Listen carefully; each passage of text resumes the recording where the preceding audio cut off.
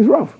So that they are afraid themselves. I agree that they should do better, but they are afraid because they know what the policies are like. I was in a seminar with Kojo Bansiancho, the lawyer, the other day. He says, he was reading through the investment laws. He says that there are two areas where he's certain, and he was reading to us, that Ghanaians have an advantage. One, in the fishing industry, if you have a canoe with 8 people or less in it, being Ghanaian is an advantageous. Then in the mining industry, if you have, if you're doing galamsey, then that one is reserved for Ghanaians. They should reverse it. Let the foreigners come and do the galamsey. Let us take the AGC. This is the kind of reversal we need.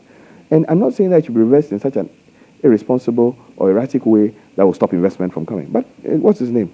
Richard Branson owns 49% of Virgin Nigeria. 49%. It was clear. They still maintain the majority.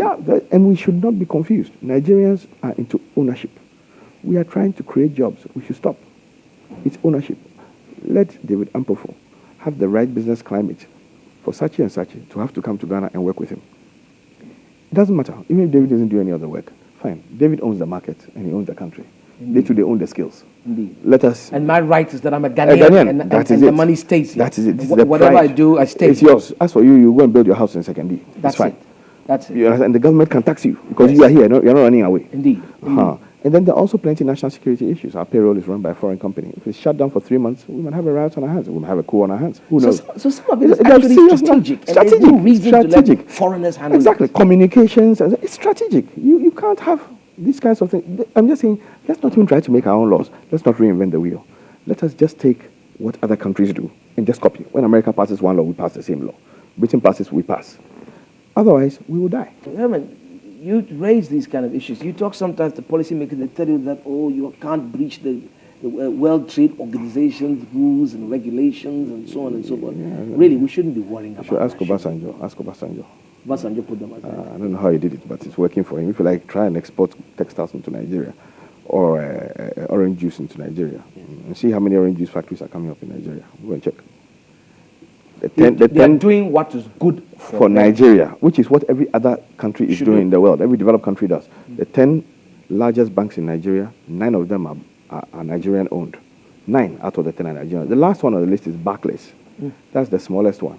It's a small boy compared to the Nigerian ones. In Nigeria? In Nigeria. They are not confused. The big banks in Nigeria are Nigerian banks? 9 out of the top 10 are Nigerian owned.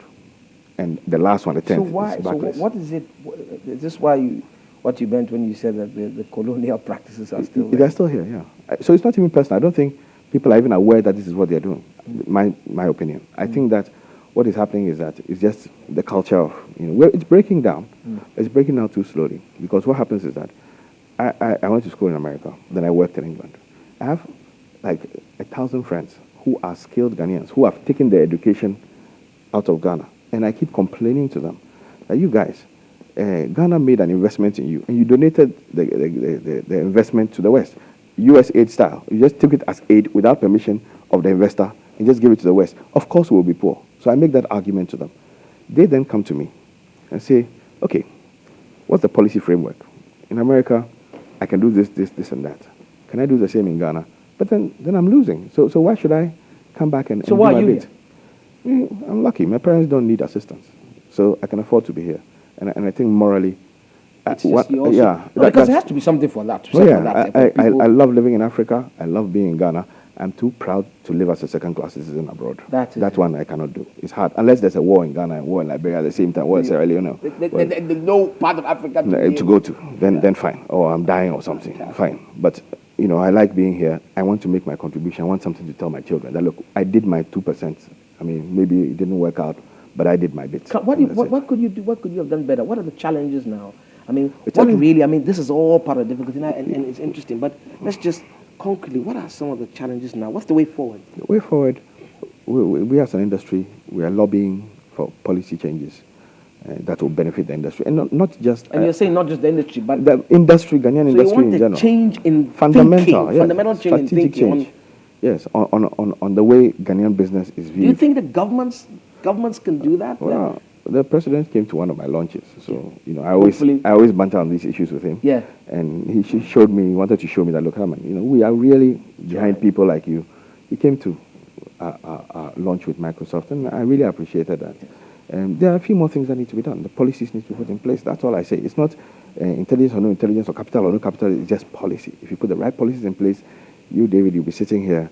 CNN will come to Ghana, partner with you because it makes them money to partner with you. And partnering with you not is to the only way. take over and have me sitting here doing that. Exactly. So that what do you do? I mean, my architect friends, I was stuck in a big fight between two groups of architects. My architect friends in Ghana said a British government had given a grant for Accra to be redesigned. Yes, I recall this. I recall this in the paper. Good, yes. And my architect friends in Ghana were really pissed off that, so we are sitting in Ghana, British architects are coming here to come and design Accra for us. Design Accra. What will be our legacy? We might as well stop the architecture and become lawn tennis players or something. Because then what is our legacy? When you bring a partner to Ghana and you want to show him this monument, who did it? Or some British-based architect. And this one, that one. So what's your own? What have you done? What's your job then? It's very embarrassing. So I ran into the architects in the UK who were doing this and came to me and said, Herman, why are the people in Ghana making so much noise? We are Ghanaian too. We have gone and lobbied the British government. The British government has given us money. We are bringing the money to Ghana. Why are they complaining? Why didn't they do it? What did you say to them? Do you know what they're saying basically? That we live in a country with very responsible government, and that government has helped us here. That now they are even helping us with our home country. And, what do you think the Ghanaian architects will think? That, oh, poor us. We are just orphans. I mean, it's just a very bad place to be. So we certainly have to find a way. We have to find a way out. This is through regulation or tariffs or whatever. I mean, it's not going to work any other way. Otherwise, we've got plenty of exposure. I'll take on agency for some product. Just that more, and I can do that better than most of the people who are doing it right now. Morally, it worries me. It just worries me that I'll be part of the reason why my country in 40 years is still failing. It's just very hard. But I can see how a lot of people, under those circumstances, without many options, will opt for that because that is what the economy encourages. The rich people in Ghana are traders. They're importers. Yeah. So Ghana is not yet designed as a manufacturing joint. Stuff's expensive. The electricity, taxes, VAT, this, that. It's not easy at all. And Ghanaian businesses are struggling with it. We've got to work on that climate to truly make it work for Ghana. Exactly. The governments, and this is not one government. No. This is just consistent. They have to listen to business. Now, if you look at the problem we're facing also is that from the colonial times, a lot of our grandfathers and great-grandfathers, the ones that got to go to school and make it, they made it by supporting one of the hunters.